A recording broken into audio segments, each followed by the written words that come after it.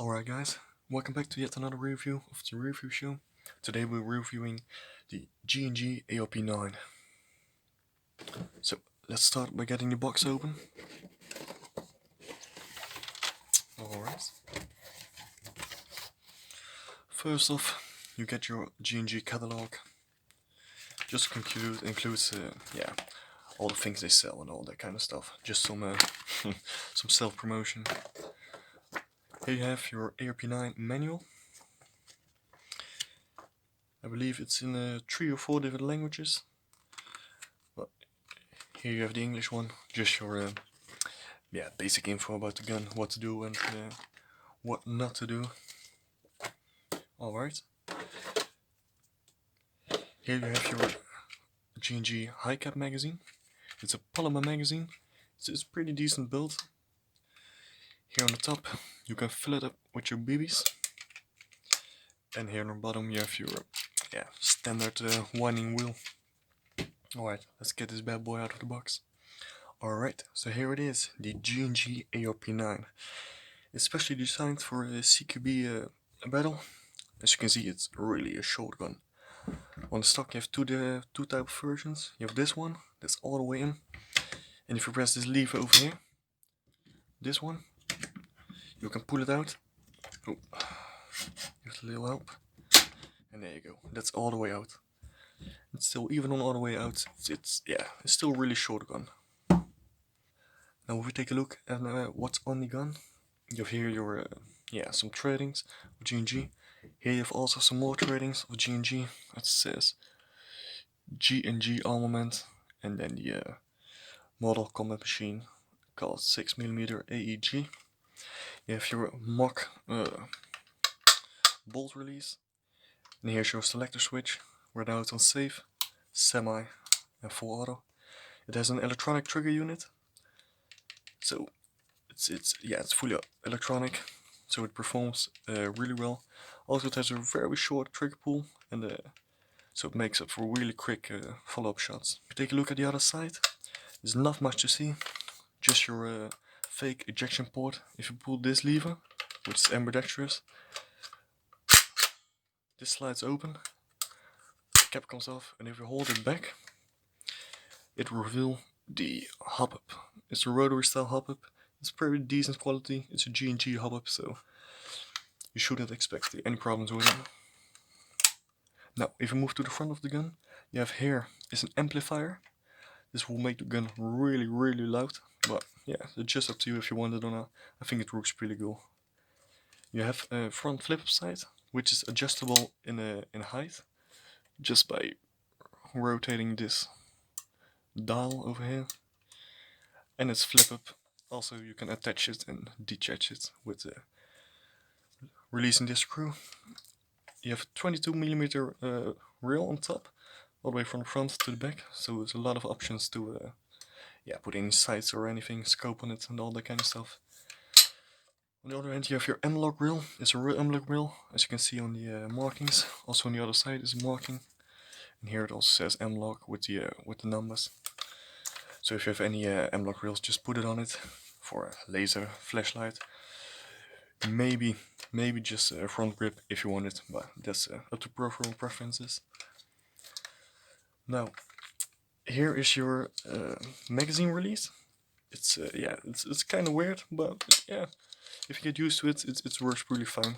And if you get the mag into it, you will see that when this lever is straight, aligned with the magazine, it means the mag is it's in the good way.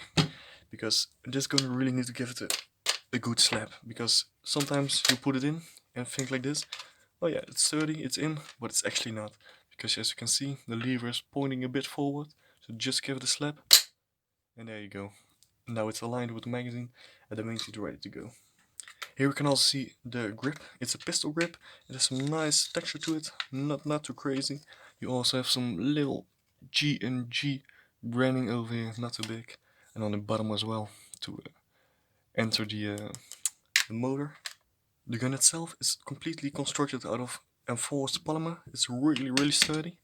First I thought it was metal because it's just so sturdy, but it's really polymer. The only metal thing on the outside of the guns are the flip-up iron sights, and of course the M-lock rails, and of course some of the internals. But one of the downsides for me to this gun is the limited battery compartment. Battery compartment goes from here just to, yeah, just about here. That's all the space you got. And if we see, we picked this 11.1 LiPo. You see it will just fit inside of it. But take a note, also inside of this compartment is your MOSFET and the fuse for the gun. So it's a really tight fit. But if you want to get into the battery compartment, just press this button and you can slide the stock right off. Also decent stock. This, by the way, is also full metal, so no worries about breaking or bending or any of that kind of stuff. Now if you want to get to the battery compartment, you simply press this button here. And there you go, there's your battery compartment. Like I said, as you can see, here's your fuse, here's your MOSFET, and there's the rest of the battery compartment. Like I said, it's really limited, so if you get this battery in, yeah, it's super small. Like you can see, that's it. That's all the space you got, and then you still need to get the fuse in and all the wiring and stuff. So that's not really ideal.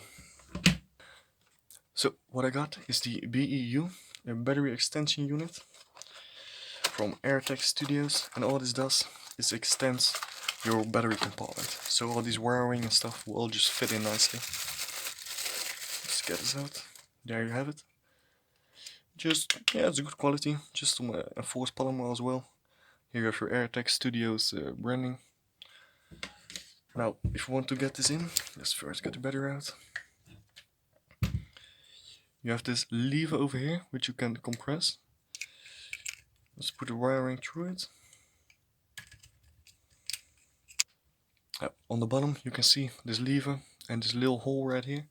Just make sure those align, press the button, and there you have it. That's all you have to do. It's nice in place, and you have some extra space for your battery, MOSFET and fuse. Now if we get the battery in, you already see that we have a lot more space to work with. Just get your MOSFET in, or sorry, the fuse. Wire up these Tamiya connectors. Put those in as well.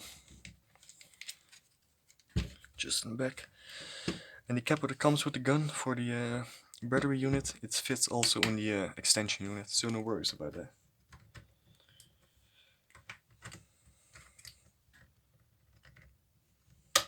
Alright, there you have it. Now, to get the stock back on, just put it through these holes, slide it in, compress the button, and there you have it. That's all you have to do. Now the little downside to this battery extension unit is, if you put this on, there's no way you can compress the stock all the way forward, because the battery extension unit comes in the way. So the only thing you can do is have it all the way extended. But for me it's not really a problem. I'm kinda a tall guy, so I'd like to have the gun all the way extended to fit my heights.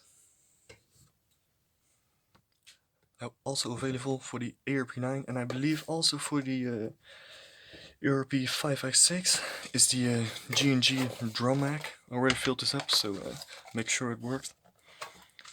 It's a really decent quality. It's a winding style drum mag. As you can see, here on the back you have some nice G&G branding as well. Let's put this in, get the mag out, put this one in, and there you go. Now the next thing we should do is probably take it out to the range, test the accuracy. I'll be shooting from 30 feet with 0.2 gram BBs, so I'll meet you over there.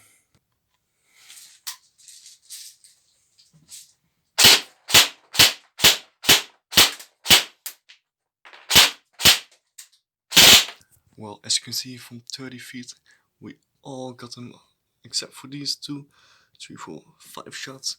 We all got them in the center, and from 30 feet that's very decent for a CQB weapon. Well, obviously, as you could see from the accuracy test, it performs really well. From 30 feet away I could hit almost all the shots inside of the little target. It's about this big, so from 30 feet that's really tight. Also the full auto mode, it really comes up to its name, it really blasts. And for CQB, this in combination with the Drawmag, this is unstoppable. So, after all, the ARP-9 for its price point, it's around, around 200 euros, 220 euros, depending on where you get it from. But for its price point, it's really a good piece. It's solidly built, it performs well, it's perfect CQB, and overall, I think it's just really a cool looking gun. Also, one thing I should notice is, dang, this thing is loud, and I mean really loud. Partially because of the amplifier, but also I could hear a lot of the noise coming outside of here, where the spring is located. So you could take the amplifier off just by spinning it off like this, and it would reduce a bit of the noise, but still I could hear most of the noise coming out of here from the spring. So yeah, if you want to reduce it, just take off the amplifier like this. There you go, and it will make a little bit more silent. Not so silent at all, but you would still it will still be noticeable. Alright, this was my review on the ARP-9. I hope you enjoyed the video. If you did, make sure to hit the subscribe button and the like button, and I'll see you in the next one.